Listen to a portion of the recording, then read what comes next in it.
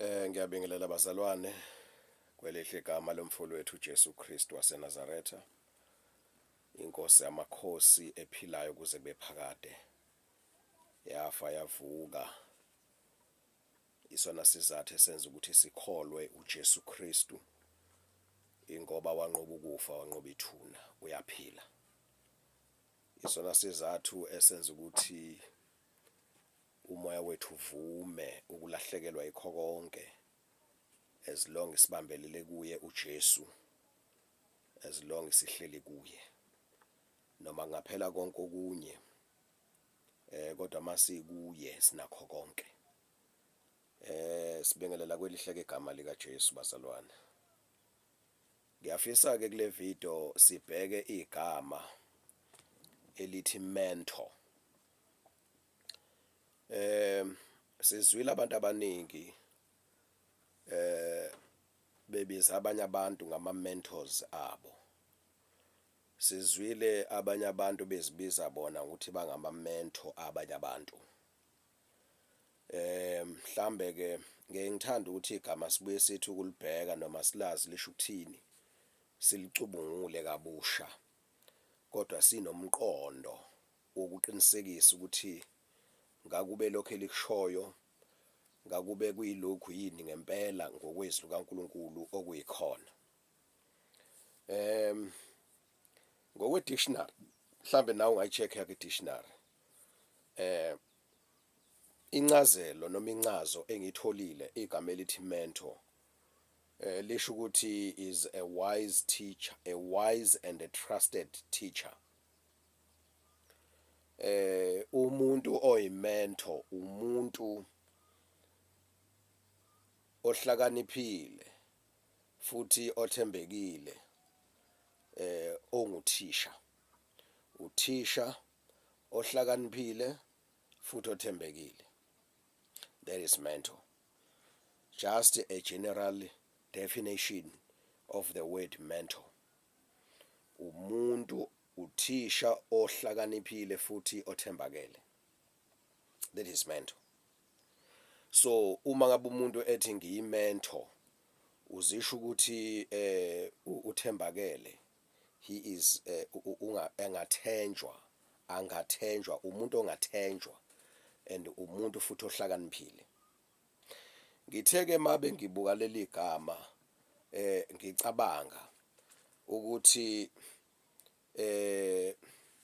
kambe uma ngabe kuthiwa umuntu othile ubizwa ukuthi uyimentor, ngakube abantu bathembekile nemhlabeni, ngakube abantu banakho yini ukuhlakanipha okufunwa uNkulunkulu. Basuke bekhulumela kumapha ama basis mabantu sebembiza ukuthi uyimentor. Kuningi ngabantu abakushoyo ke, kuningi abantu abachazayo, kodwa ngiyafisa ukuthi ke mina engikupreferayo,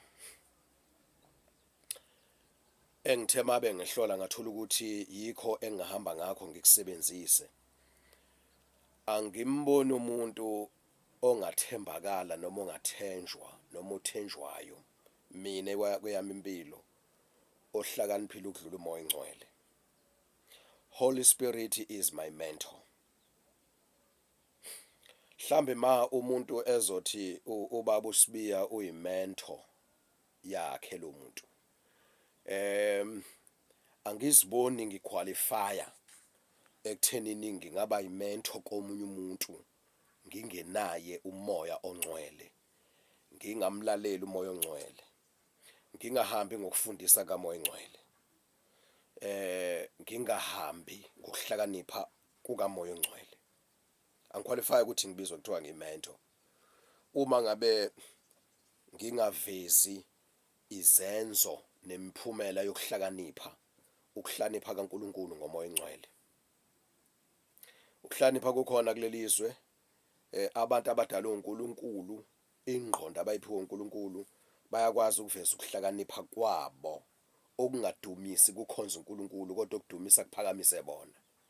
So abantu bayahlonishwa ngezinto abayi-achievile, abantu bayahlonishwa ngolwazi abanalo abayiqoqele bona lona, kodwa ke olungayisa abantu kuNkulunkulu. And ngemsebenzi abantu abayenzile bayithanda abanye abantu, bese labo bantu bebathemba labo bantu ngenxa ye-experience abanayo kuleyo ngxenye yomsebenzi asebewenzile. Then ke bese beyabathemba abantu uma ngabe bakhuluma amazwi abakhaya abanye abantu ngokwe-experience, then bese kuthiwa labo bantu sebengaba ama-mentor. Umbuzo uthi, ngakube-ke sekwenzakele konke lokho, iyiphi intando kaNkulunkulu efundiswe yamiswa inkosi uJesu Kristu? So-ke bengifuna sibheke lokho bazalwane kule video kafushane, indaba ye-mentor. Ubani umuntu oyi-mentor? Mina ngokuthola kwami, ngokuhlola kwami izwi engikutholile, umuntu omphakanyiswe wamiswa inkosi uJesu, esingathembela kuye, esingamethemba, ohlakaniphile ukudlula konke ukuhlakanipha okukhona emhlabeni nokungahlonishwa nokungabatshazwa, umoya ongcwele. Sizofunda laphana izwi uJohn chapter 14 uverse 26, ngoka Johane chapter 14 uverse 26, ukusikela lokho engikushoyo. Ivesi esilaziyo, bayalazi abantu abaningi, lidumile kakhulu. Ufundeka kanje, ngizofunda ulimi lwesiNgisi bazalwane egameni kaJesu. Uthi-ke, but the counselor, the Holy Spirit, whom the Father will send in my name, will teach you all things and will remind you of everything I have said to you. But the counselor, the Holy Spirit, whom the Father will send in my name, will teach you. Uma ngabe ke incazelo noma i-definition yegama elithi mentor kwi-dictionary, hamba check yakhe i-dictionary now. Uma ngabe ithi mentor is a wise and a trusted teacher. Zikhona izincazelo ekhona, but ngithandele mina specifically ukuthi umuntu oyi-mentor ba ngisukunyiswe yilento yokuthi ngizwe abanye abantu befisa ukuthi ngingaba ama-mentor abo noma bengibiza nge-mentor yabo. Ngeke ngathandi bazalwane ukumukela igama elisuka komunye umuntu ngingenayo iminingi egcwele ngalo ukuthi lasuka phi laqala kanjani, bese futhi nginganakho ukuliqhathanisa nezwi likaNkulunkulu.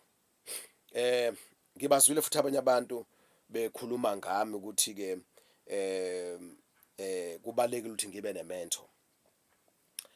Angiphikisananga nalokho, kodwa ngifuna ukwenza into engiyaziyo ukuthi isho ukuthini. Ngakube yimi engine-mentor noma khona umuntu oyi-mentor kimi, noma yimi engiyi-mentor komunye umuntu.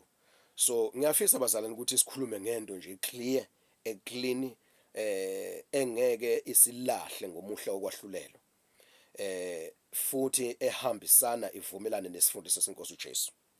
Ngokuka Jesu Kristu la umuntu, I mean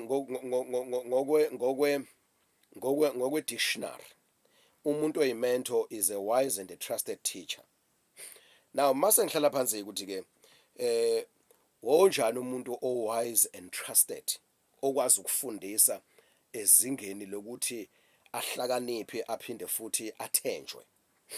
Ngithole ukuthi mina ngiqualify ukuthi ngingaba yi-mentor kwabanye abantu.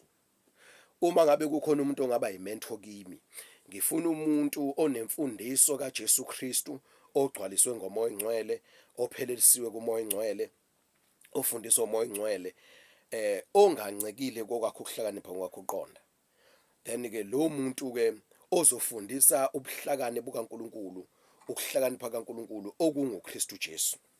Lo muntu ongafundisi lutho olunye ngaphandle kwemfundiso kaJesu Kristu, ongiholela kuNkulunkulu ophilayo, ongisa kuNkulunkulu ophilayo ngemfundiso angifundisa yona, yena uqobo lomuntu eyiphila.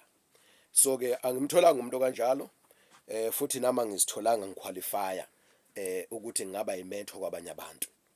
Now ngimi ke la noma ngihleli la noma ngizekini, ngikhuluma ngesibindi ngokwevesi esilifundile uJohn 14 verse 26. But the counselor, the Holy Spirit, whom the Father will send in my name, will teach you all things and will remind you of everything I've said to you. Uthi-ke uJesu Kristu umoya ongcwele ubaba aza kumthumela kini, yena uyakunifundisa anikhumbuze konke mina Jesu enginifundise khona. Now isho ukuthini lento na?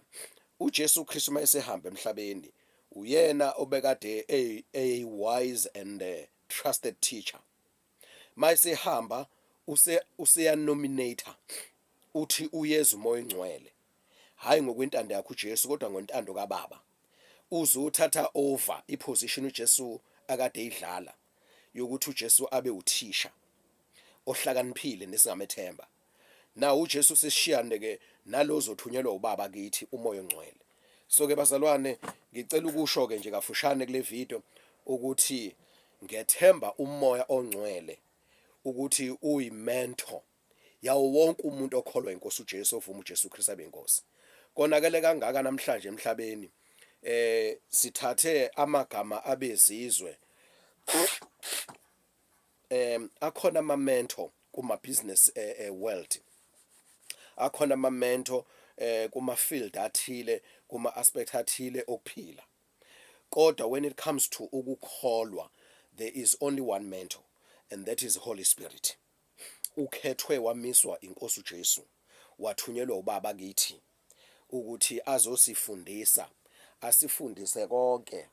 Umoya ongcwele usifundisa konke, aphinda asikhumbuze konke uJesu asifundise khona.